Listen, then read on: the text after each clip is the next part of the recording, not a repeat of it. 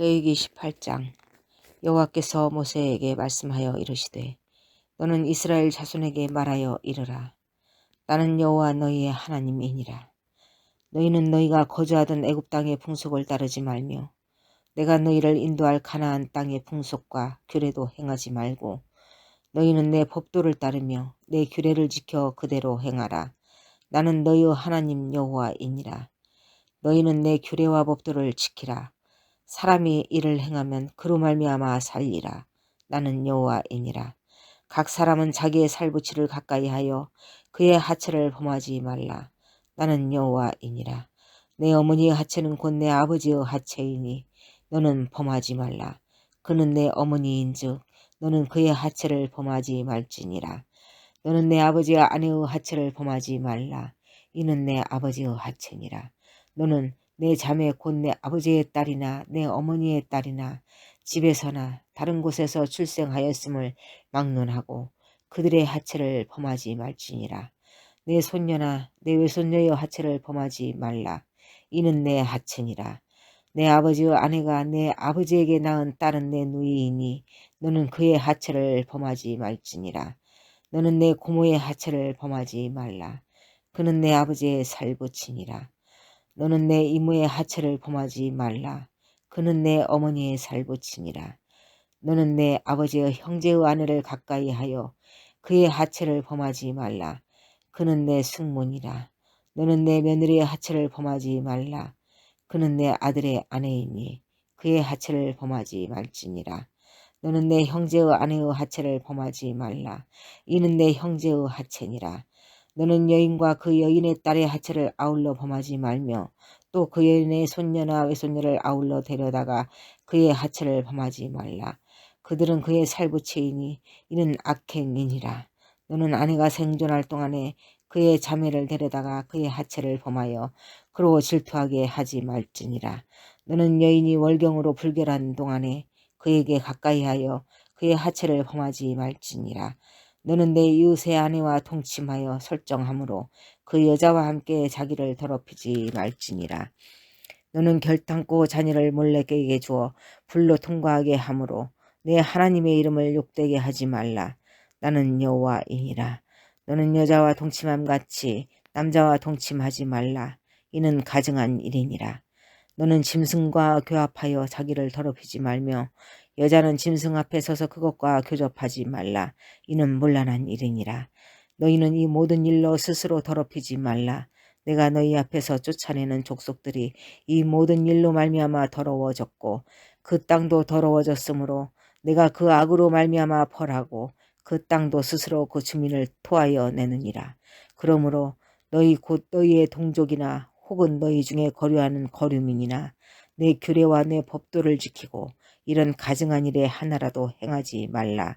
너희 전에 있던 그 땅 주민이 이 모든 가증한 일을 행하였고 그 땅도 더러워졌느니라. 너희도 더럽히면 그 땅이 너희가 있기 전 주민을 토함같이 너희를 토할까 하노라.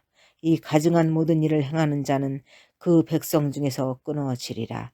그러므로 너희는 내 명령을 지키고 너희가 들어가기 전에 행하던 가증한 풍속을 하나라도 따름으로 스스로 더럽히지 말라.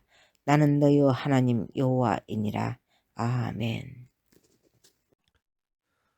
레위기 18장은 주의 백성들의 성윤리, 성의 규례들을 기록하고 있는 장입니다. 우리가 예수님을 만나고 믿어 하나님의 자녀가 되는 순간 우리는 하나님 나라의 백성이 되고 하나님의 자녀가 됩니다. 하나님 나라의 백성이 되었다고 하는 것은 우리들이 비록 이 세상에 발을 붙이고 살고 있지만 더 이상 이 세상의 왕국에 속한 자가 아니라는 말이죠. 곧 우리는 세상 사람들과는 다른 가치관, 목적관, 인생관을 가지고 다르게 살아야 할 필요가 있다는 그러한 뜻입니다. 바울 목사님은 로마서 12장 2절에 너희는 이 세대를 본받지 말라 이렇게 말씀하였죠. 왜 그런 말씀을 하셨을까요? 세상의 가치와 관심과 유행들이 달라진다 하더라도 예수님을 믿는 우리들은 다르게 살아야 함을 가르쳐주고 있는 것입니다. 오늘 말씀 3절을 보시면 너희는 너희가 거주하던 애굽 땅의 풍속을 따르지 말며 내가 너희를 인도할 가나안 땅의 풍속과 규례도 행하지 말고라고 했어요. 이스라엘 백성들은 어디서 나왔습니까? 애굽 땅에서 나왔습니다. 이 애굽은 무엇을 상징하냐면 세상을 상징합니다. 이 애굽에서 나오다 보니까 그 애굽 땅에 여전히 남아있었던 습성, 유행, 가치, 삶의 기준들이 완전히 제거되지는 않았을 겁니다. 어느 순간 갑자기 조금만 방심해도 자기들도 모르게 그 몸에 배어있는 그러한 습성, 습관들, 그러한 애굽에서의 풍속과 문화 이런 것들이 나올 수 있었다는 이야기입니다. 그 애굽의 풍속이 어떤 풍속이고 습성이겠습니까? 세속주의적이고 타락한 풍속, 더 근본적으로 따지면 율법의 기준이나 말씀을 벗어나 하나님이 없는 우상의 문화, 하나님이 없는 우상의 풍속을 의미한다고 할 수 있죠. 그러한 습성들이 막 나왔다는 이야기예요. 그래서 하나님은 말씀하실 때 뭐라고 말씀하셨냐면 애굽의 풍속을 따르지 말라. 방금 읽었던 그 성구처럼 애굽의 땅의 풍속을 따르지 말라 이렇게 말씀하셨던 겁니다. 또한 하나님은 가서 새롭게 정복해서 새로운 하나님 나라의 문화를 만들어 가기를 원하셨지 가나안 땅에 들어가게 했던 목적은 가나안의 모든 풍속이나 문화를 그대로 흡수해서 너희들 걸로 만들어 살아라 이러려고 가나안 땅을 주지 않았다는 이야기입니다. 그래서 하나님은 앞으로 들어가 정복하고 정착해야 될 가나안의 풍속도 규례도 행하지 말라 이렇게 말씀하셨던 겁니다. 가나안 땅은 이미 죄악이 만연하고 우상 숭배가 판을 치던 곳이었습니다. 그런데 그런 곳에 이스라엘 백성들이 믿음으로 준비되지 않고 단디 마음 먹지 않고 단단히 각오하지 않고 그 가나안 땅에 들어가게 되어지면 새롭게 하나님 나라의 문화를 만들어가기는커녕 그 가나안의 풍속에 젖어버려 죄악에 적응되어 살아가 버릴 수밖에 없었던 것이죠. 그래서 하나님은 미리 말씀하셨던 거예요. 애굽의 풍속도 따르지 말고 너희를 인도할 가나안 땅에 풍속과 규례도 행하지 말라. 이렇게 미리 말씀하셨던 겁니다. 너 미리부터 준비 철저히 해라 이 뜻입니다. 우리가 흔히 타성에 젖어버린다는 말을 하는 것처럼 하나, 둘 타협하고 괜찮다 하다 보면 타락한 문화와 우상들이 마치 마약처럼 한번 발을 들이면 빠져나오지 못하도록 물들어 버리게 하기 때문에 정신을 바짝 차리고 말씀과 기도로 애굽과 가나안의 죄의 풍속과 세속의 악한 문화와 가치관을 잘 구별하여 거룩하게 살도록 하나님께서 미리 말씀하셨던 것입니다. 오늘 본문의 핵심의 말씀이라고 할 수 있는 4절 5절을 함께 보겠습니다. 너희는 내 법도를 따르며 내 규례를 지켜 그대로 행하라. 나는 너희의 하나님 여호와이니라. 너희는 내 규례와 법도를 지키라. 사람이 이를 행하면 그로 말미암아 살리라. 나는 여호와니라. 여호와 하나님께서 강조하시기를 내 규례, 내 법도를 지켜 그대로 행하라. 이렇게 강조하셨어요. 여러분, 규례의 뜻이 무엇입니까? 규례라는 말은 삶의 원칙이라는 말입니다. 즉, 하나님의 원칙과 규칙을 따라 가면서 살아야 한다. 그것이 내 규례와 내 법도를 지켜라라고 하는 뜻입니다. 몇 년 전부터 우리나라에 있는 국립공원이 무료화되면서 이제 무분별하게 등산로가 아닌 길을 따라 막 사람들이 막 입산하고 막 그러면서 이제 전에 많이 없었던 낙하사고라든지 골절, 익사사고, 사망사고가 끊이지 않고 있다고 합니다. 더군다나 이제 가을철, 단풍철에 들으면은 이제 그러한 일들이 굉장히 취약해지겠죠. 낙상사고라든지. 또 이제 가을, 겨울이 오면 취사금지구역에서 취사하다 산불 내는 일도 막 발생하고 그러지 않겠어요? 그런데 이런 크고 작은 사고들을 막아보려고 이 국가에서 수만 건의 과태료를 사람들에게 부과하고 안전 펜스를 쳐서 들어가지 못하도록 경고판을 만들어 놓는다고 합니다. 그런데도 불구하고 사고나 산불이 근절되지 않고 발생한다고 하죠. 그 경고판에 뭐라고 쓰여 있습니까? 거기 들어가면 낙상사고 당할 수 있다. 낙하사고로 떨어져 죽을 수 있다.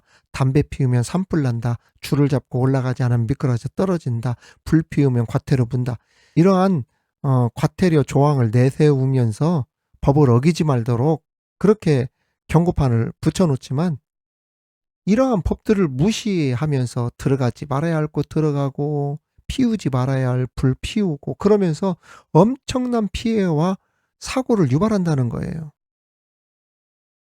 하지 말라고 경고한 것이나 가지 말라고 하는 길은 들어가지 않는 것이 중요합니다.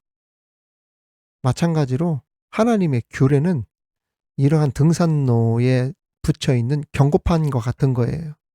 하나님의 규례는 우리 인생의 여정 가운데 이정표와 같습니다.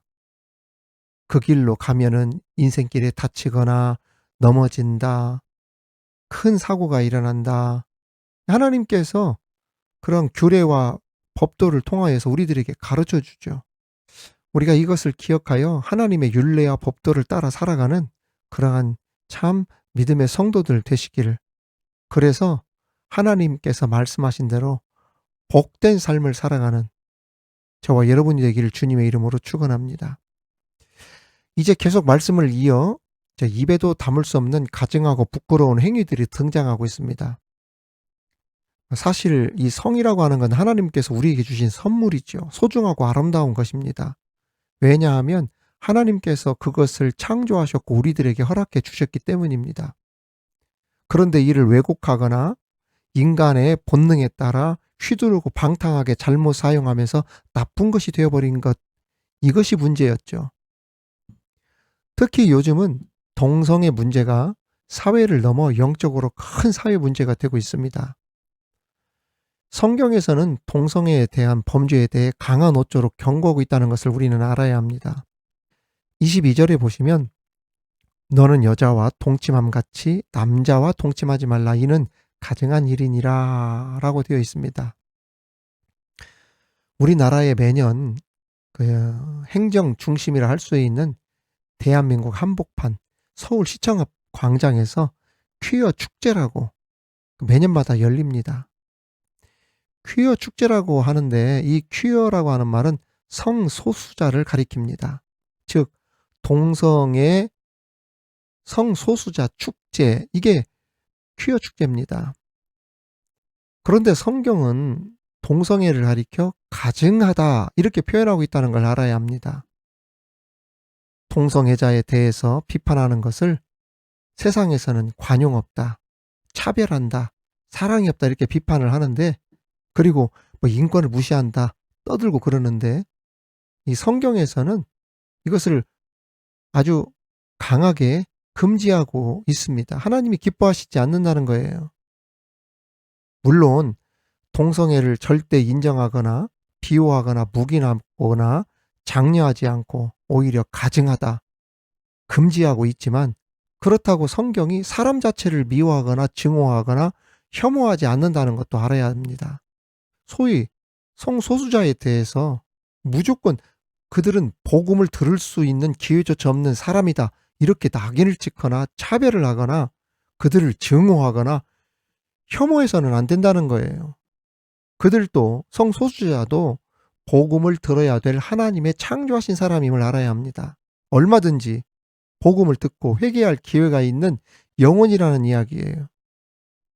따라서 그 동성애에 대해서만큼은 하나님께서 절대로 금지했다, 하나님께서 가증히 여기신다라는 것은 우리가 알고는 있어야 되지만, 또 동시에 그 성소수자들에 대한 증오, 혐오의 시선으로 그들을 마귀화시키고 사탄화시켜서 그들을 매장하기보다는, 사회적으로 매장시키기보다는 그들이 지금 무엇인가 잘못 알고 있잖아요. 그러한 그들의 영혼을 위해 우리가 돌이킬 수 있도록, 하나님께 돌아올 수 있도록 그들의 영혼을 위해 기도하는 것, 이것이 그래도 기독교인들이 가져야 할 자세라 그렇게 이야기할 수 있습니다. 그럼에도 불구하고 다시 말씀드리지만 동성애는 하나님이 가증하다고 하셨어요. 하나님께서 동성애를 가증하다고 하셨다면 더 이상 무슨 변명으로 하나님을 설득하게 할 수 있겠습니까?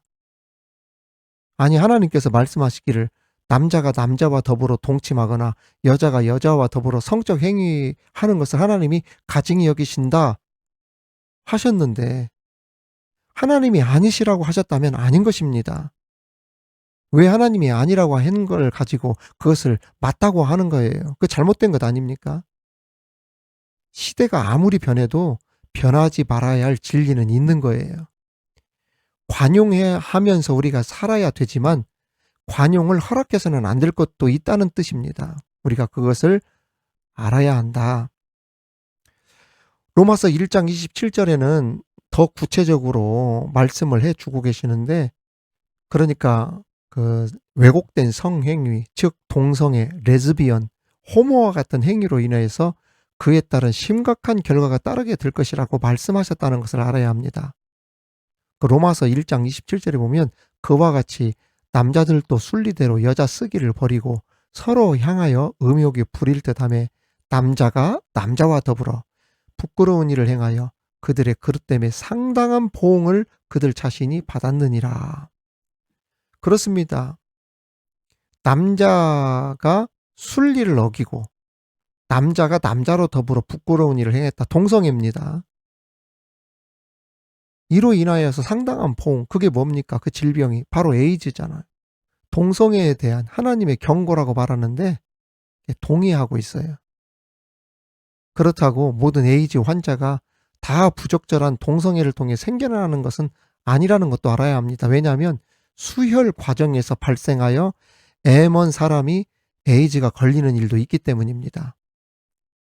동성애는 악한 것이라도 후천적 면역, 결핍증의 에이즈 환자로 있는 사람들에 대해서는 극률한 마음으로 빨리 병 낫기를 위해 기도해주고 그들 가운데는 후회하고 또 회개하는 사람들이 있을 것 아니겠어요?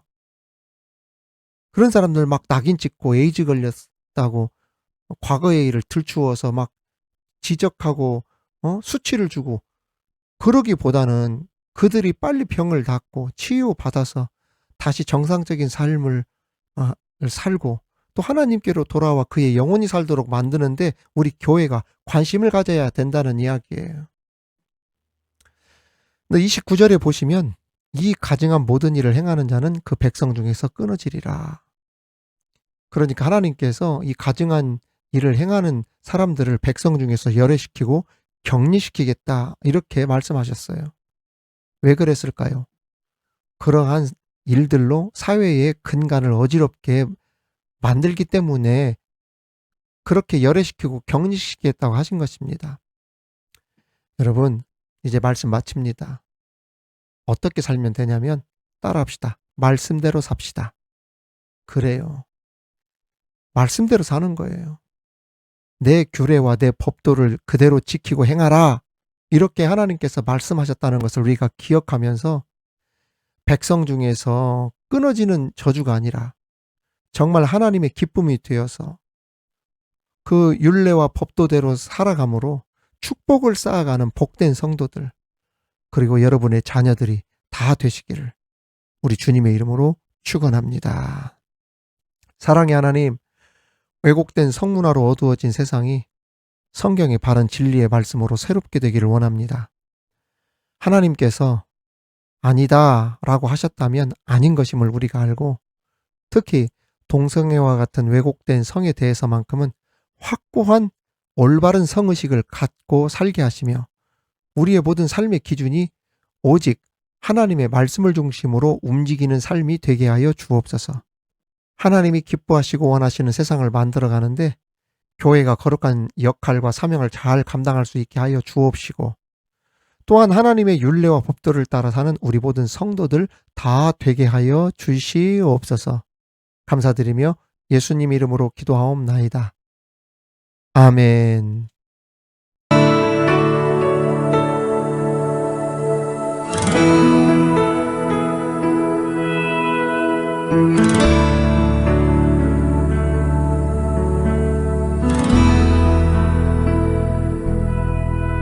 주님 말씀하시면 내가 나가리다. 주님 뜻이 아니면 내가 멈춰서리다.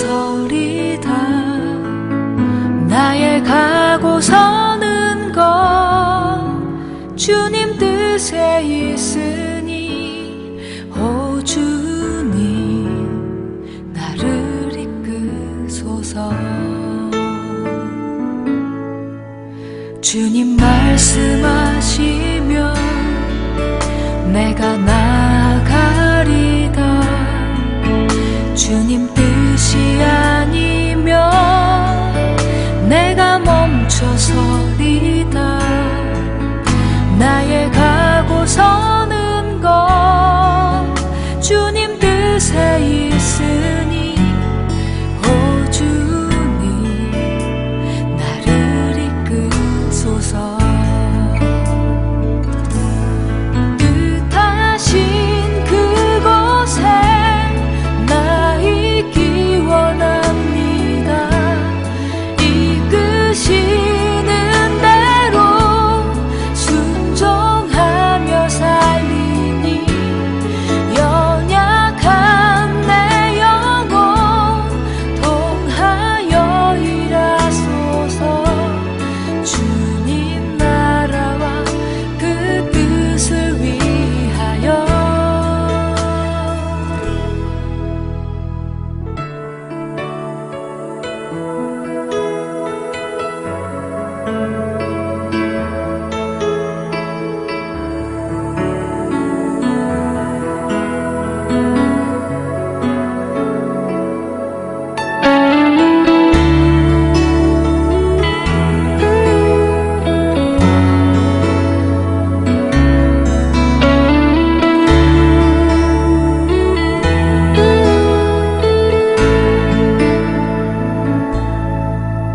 주님 말씀하시면